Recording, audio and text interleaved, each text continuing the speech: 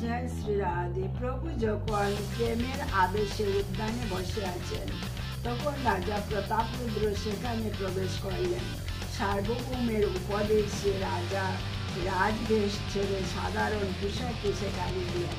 তিনি সাহস করে প্রভু পদ প্রক্ষালন করতে লাগলেন।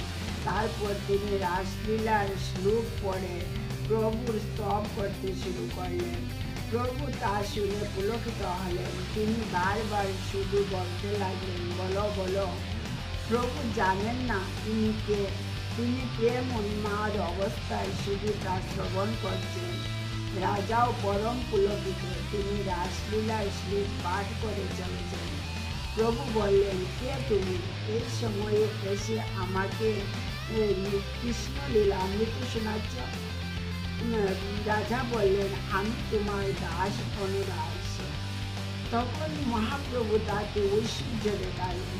সে ঐশ্বর্য দেখে প্রতাপরুদ্র বিহ্বল হয়ে পড়লেন। তারপর কাউকে তা বলতে নিষেধ করে তিনি রাজাকে বিদায় দিলেন। প্রতাপরুদ্রের ভাগ্য দেখে ভক্তেরা রাজাকে প্রশংসা করতে লাগলেন।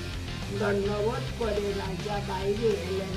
তারপর তিনি অন্য ভক্তদের প্রণাম করলেন। তারপর প্রভু উদ্যানে বলগণ্ডে ভোগের প্রসাদ পেলেন। রাজা প্রতাপরুদ্র বিভিন্ন ভোগের অজস্র প্রসাদ পাঠালেন প্রভু ও ভক্তবৃন্দের জন্য। প্রভু সপার্ষদ বসলেন সেসব অগ্রজ অজস্র প্রসাদ ভোজন করতে।